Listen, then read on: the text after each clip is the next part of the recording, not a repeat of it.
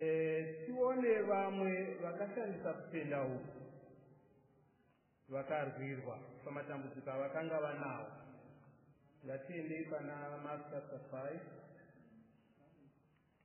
Mark chapter 5 verse 25.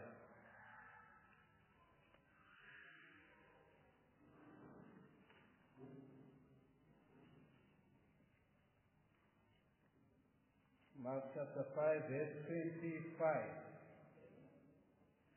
Zvino mumwe mukadzi waiva nokurwara kwokubuda ropa makore ane 12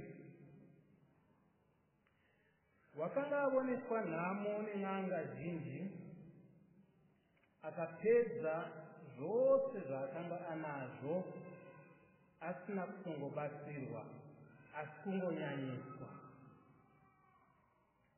Wakati anzwa zvaJesu akauya pakati pavanhu vazhinji vaive mumashure, akabata nguo yake nokuti wakati, ngatipabate ipapo, kana ndikabata nguo yake bedzi ndichaponesa.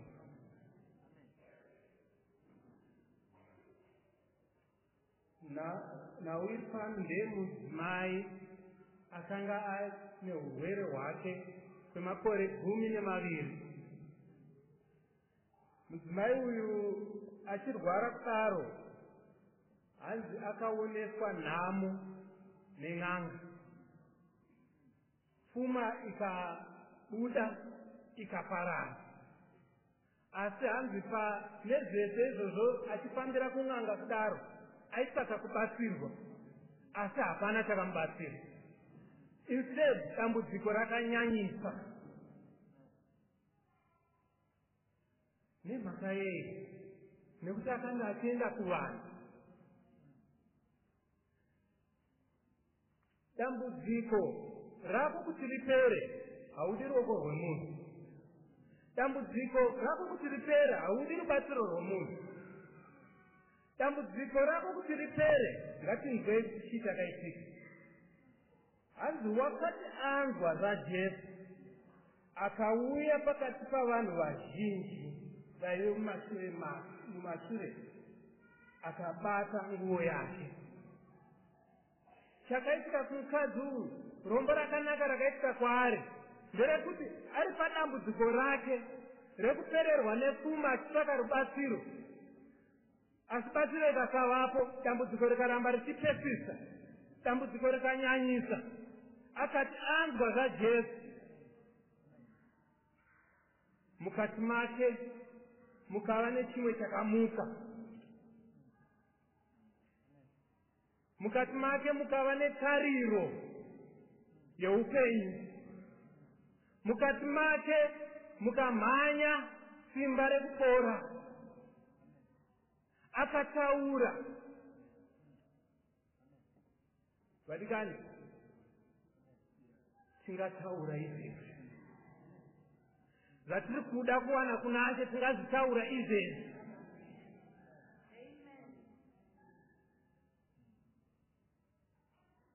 Chauri kuda iwewe chitaure izvezvi. Akataura akati, kana ndikabata nguo yake bedzi. Mudzimai uyu haana kuti kana ndikanobatwa naJesu, haana kuti kana ndikanotaura naJesu, chakangoita kuti kana ndikangobata nguo yake bedzi ndichapora. Mashoko ako anogona kukucreatera a miracle this afternoon. Hautsvaki zvizhinji, hautsvaki kureba kwemharidzo kuti chishamiso chiri kufanira kucreateka muupenyu hwako chiitike. You just need to have faith. Mudzimai uyu tikunzwa kuti akasvika paungano yeJesu Kristu, akaunganirwa nevazhinji, ende chimiro chake nemirayiro yechijudha yakanga iripo, munhu akanga asingatenderwi kusvika pane vanhu. Asi zvese izvo zvaana kuzvitarisa. Matraditions edu nemacultures edu vadikani, kana tingamatevera unenge usati waona nhamo. Kana waona nhamo wakuda kubuda munhamo yako, hauzvicheuki izvozvo. Kana wakuda kubuda munhamo yako, chauchatarisa ishoko rawasunga mukati memwoyo wako. Chakamupa simba mukadzi uyu nechimindi chekuenda and risking a life, because dai akaonekwa nevemurayiro wenguva iyoyo vaimutsaka. But kutenda kwake kwakamupa chivindi. If I perish, I perish, but I'm going to see Jesus. Ndiri kuzosvika pana Ishe Jesu Kristu. Zvikaita kuti asumuke paungano yaitevera. Hamena kuti vamwe zvimwe vaitevera kuti vapiwe zvokudya here, nekuti vakanga vambonzwa kuti Ishe Jesu akanga achakupindura hove 2 nezvingwa 5 zvikapinda vanhu 4,000 ne5,000. Hamena pamwe vamwe ndo zvavaingoteverawo. But iye anga ane chinangwa chimwe chete. If I only but touch the hem of his garment, I will be whole. Handizvi kuti mawiro atikuita kushumiro tikuuya tine chinangwa chipi. Tikuuya here takabata kutenda tichida kuti Mwari ashande mukati meupenyu hwedu. Zvimwe tinongori guru mumandira riri kutevera kuti tione zvishamiso zviri kuitirwa vamwe. Iwe uchienda uri empty handed.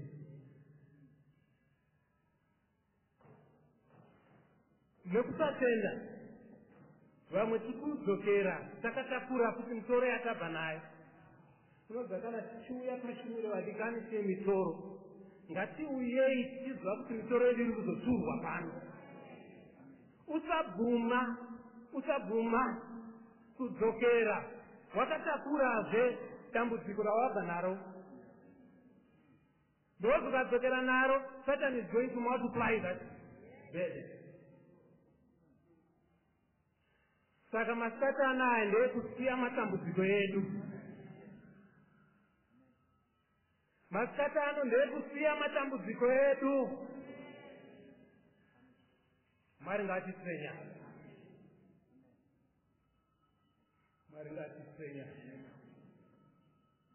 Mwari ari kuda vanhu vanotenda, vane rutendo serwomudzimai uyu, asingatarisi kuti vamwe achati chii pamusoro pezvandiri kuita, pamusoro pemafambiro andiri kuita. Kunyange bedzi ndasvika pana Jesu, ndibate mupendero wenguva yake. Hanzi pakarepo tsime rake reropa rikafa, akanzwa pamuviri wake kuti waporeswa. Ukatenda serutendo rwakane mudzimai uyu, uchazvinzwa nhasi kuti Mwari ashanda mukati meupenyu hwangu. Pakarepo Jesu wakati achiziva kuti mukati make kuti simba rakabuda kwaari, akatendeuka pakati pavanhu vazhinji akati, ndianiko wabata nguo dzangu? Ndianiko wabata nguo dzangu?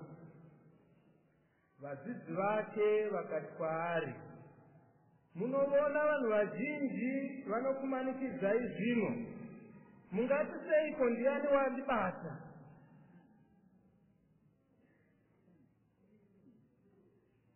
Vadzidzi vari kutoshandisika vachinzwa Jesu achibvunza, ndiani wandibata? Ari kuteuka Ishe Jesu Kristu achiringa-ringa, ndiani wandibata? Jesu akanzwa kuti zvitachi yandabatwa nayo yakasiyana nevari kungondibata nekundiguma vasina chavari kutsvaka. Wandibata pane chaari kutsvaka, ende pane zvatoitika kwaari. ungaba nekutenda kungadraw the power of heaven this afternoon. Simba redenga ringadraweka riuye mukati meupenyu hwako uzwe kuti you are no longer different.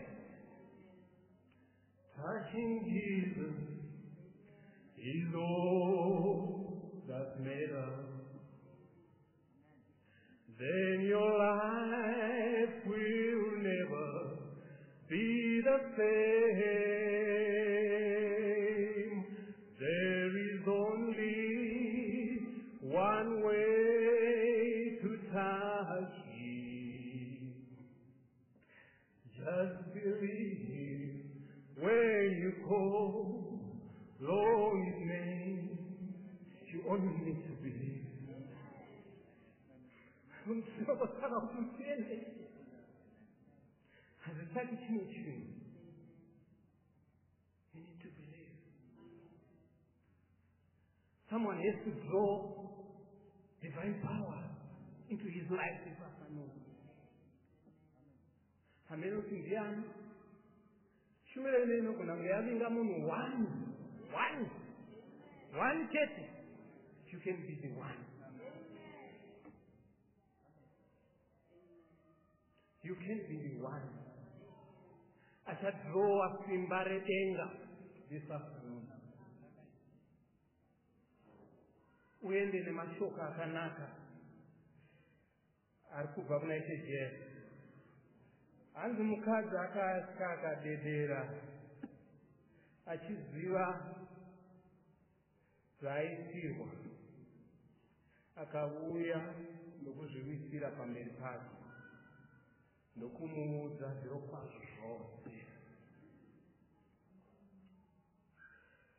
Akati kwaari, mukunda, kutenda kwako kwakuponesa.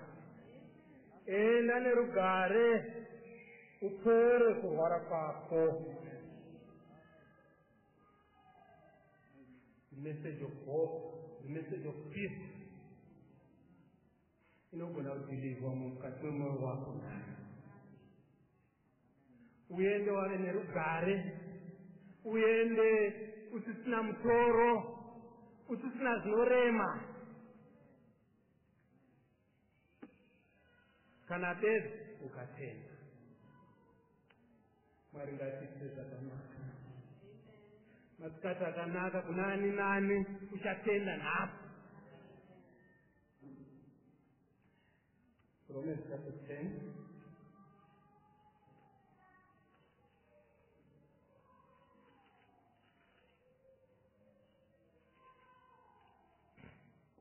Verse 8 and 9.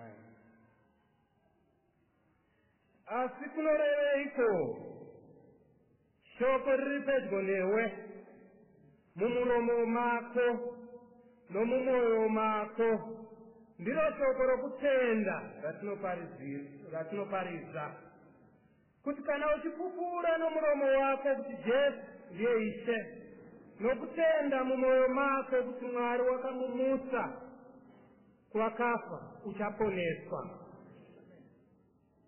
Nokuti munhu unotenda nomwoyo nokururamiswa, unopupura nomuromo nokuponeswa. It's as simple as that. Nyekutenda. Shoko riri mumwoyo mako, mumuromo mako imo. You just need to speak. You speak out. Zvakuda. Ziko wapo. Masikati akanaka. Masikati akanaka ekugamuchidzwa. Wakangariko nari. Tione vamwe vakashandisa kutenda uku vakarwirwa pamatambudziko avakanga vanawo. Ngatiende pana Mark chapter 5. Mark chapter 5, verse 25.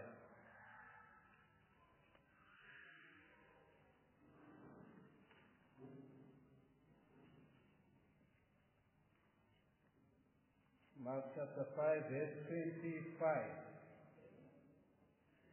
Zvino mumwe mukadzi waiva nokurwara kwokubuda ropa makore ane 12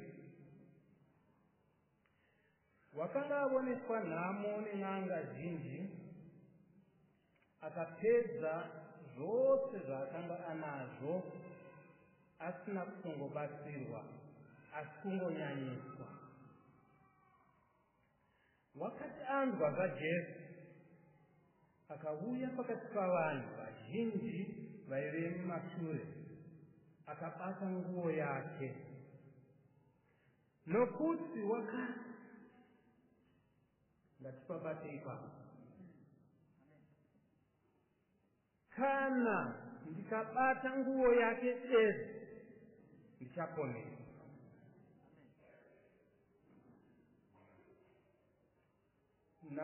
Nauri pano ndemudzimai akanga ane urwere hwake kwemakore 12. Mudzimai uyu achirwara kudaro, hanzi akaoneswa nhamo nen'anga, pfuma ikabuda ikaparara. Asi hanzi nezvese izvozvo achifambira kun'anga kudaro,